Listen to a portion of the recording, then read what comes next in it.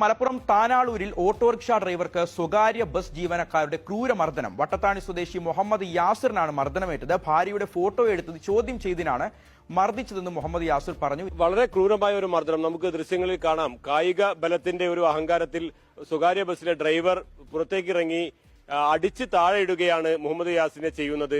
ഈ സംഭവം ഉണ്ടാവുന്നത് ഇന്നലെ വൈകുന്നേരമാണ്. ഇതിന് കാരണമായി പറയുന്നത് ഈ സ്വകാര്യ ബസിന്റെ മുന്നിൽ ഈ ഓട്ടോറിക്ഷ സർവീസ് നടത്തുകയായിരുന്നു. ഓട്ടോറിക്ഷ പോകുന്നതിനിടയിൽ സമീപത്ത് നിന്ന ഈ ഒരു യുവതിയെ ഓട്ടോറിക്ഷയിലേക്ക് കയറ്റി.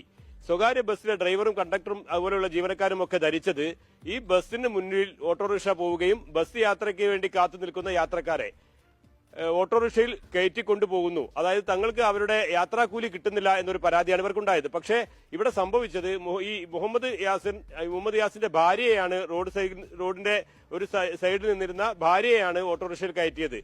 ഇത് തെറ്റിദ്ധരിച്ച ബസ് ജീവനക്കാർ ഓട്ടോറിക്ഷയുടെയും അതുപോലെ തന്നെ ഈ ഇദ്ദേഹത്തിന്റെ ഭാര്യയുടെയും ചിത്രം മൊബൈൽ ഫോണിൽ പകർത്തുകയായിരുന്നു. തന്റെ ഭാര്യയാണ് ഓട്ടോറിക്ഷയിലുള്ളതെന്നും അത് ഫോണിൽ പകർത്തിയ ദൃശ്യങ്ങൾ ഡിലീറ്റ് ചെയ്ത് കളയണമെന്നും ആവശ്യപ്പെട്ട് ഈ മുഹമ്മദ് യാസിൻ ബസ് ജീവനക്കാരെ സമീപിച്ചതാണ് ഈ ദൃശ്യങ്ങളിൽ